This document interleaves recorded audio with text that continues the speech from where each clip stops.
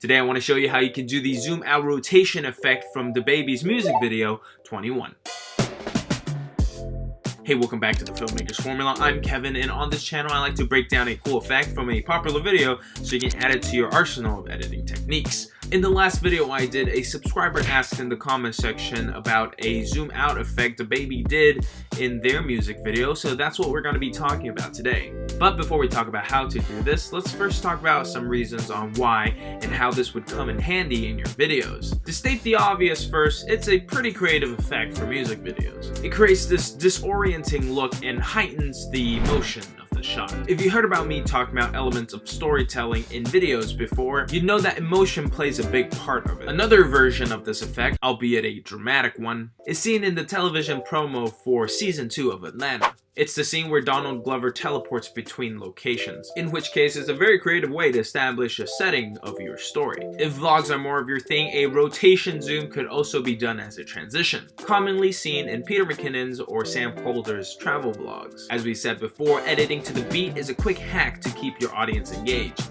A rotation zoom that can speed up your video while your music is ramping up for a bass drop is a match made in heaven. I'll walk you through how to do some of these, but let's first dive into the music video.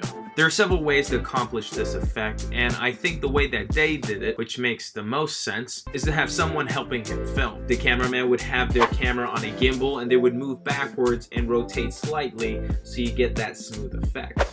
You could also produce the same motion on a slider if your hands are too shaky or you wanted to keep the same height throughout your video. If I stabilize the music video and take out the rotation completely, you can see that it's nothing more than a simple zoom out. Since I am filming solo, the way I would do this is a bit different, and it's the same way I did the room pan effect, so be sure to check out that video after this one.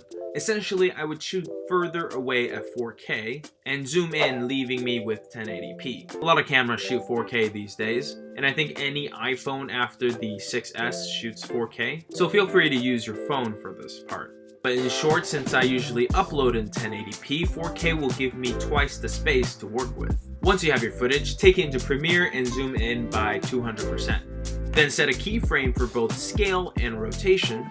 Go a little bit further down the timeline and then zoom in again and rotate the footage to your liking. So at this point, this is kind of the effect that we're getting. To make it look less static and give us some more speed, you can do that by shortening the keyframes. Or you can add a slight motion blur to your footage, so it looks like the sides of your scene is moving as well. Similar to what you would get if you were manually zooming in with a lens. If you'd like to check out another flavor of this effect, be sure to check out my room pan video and I'll see you over there.